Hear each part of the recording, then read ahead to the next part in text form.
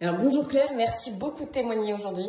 Bonjour Aurélie, avec plaisir. Est-ce que vous pouvez me dire en fait la raison pour laquelle vous étiez venue me voir? Alors je suis venue à la base pour mon alimentation parce que j'avais des troubles alimentaires depuis que j'étais jeune et ça m'a empoisonné la vie pendant des années. Ça a vraiment été quelque chose qui dans mon esprit tournait sans cesse et en boucle et c'était un poids en fait. Je pensais tout le temps à mon alimentation.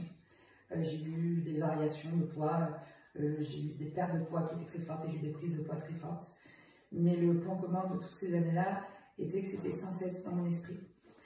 Et en fait, en rencontrant Aurélie, elle m'a permis de passer des journées sans y penser en fait. Et justement, ouais, qu'est-ce qui a changé dans votre comportement alimentaire aujourd'hui?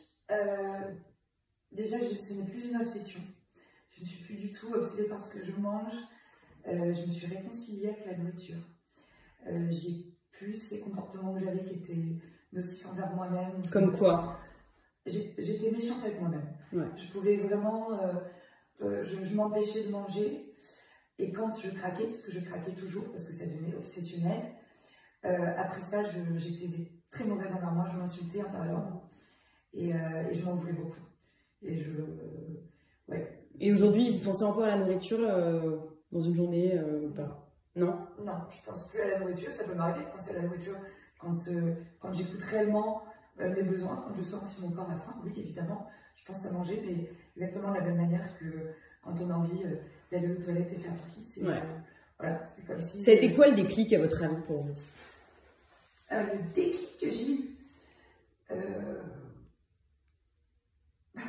je ne sais pas, je ne saurais pas dire. Je ne pourrais pas dire qu'il y a eu un... Si, il y a eu un déclic. J'ai appris à écouter mon cœur. Aurélie m'a appris à écouter avec mon cœur. Et non plus à mentaliser tout ça et vraiment à prendre le temps d'être centré sur vos besoins. Ouais, sur vos besoins en fait. Ouais. D'accord. De vraiment écouter mes besoins. Et aujourd'hui, qu'est-ce que vous pourriez dire aux personnes qui hésitent à venir? Mais n'hésitez pas, allez-y. Allez-y parce qu'elle change une vie. Voilà. Non mais c'est vrai. C'est très gentil. Si, ça a changé ma vie. Mais finalement, pour les rassurer sur les rendez-vous, sur comment ça se passe.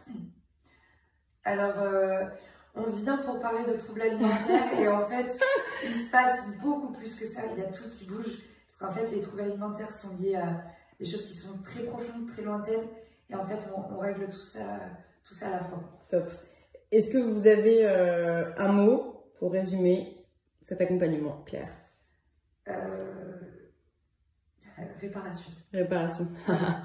Super. Et alors, j'en profite parce que je vous ai aujourd'hui. Vous avez aussi fait les ateliers Ikigai, ouais. Qu'on prononce pas Ikigai, qu'on prononce Ikigai, mais bon, ça m'a toujours énervé.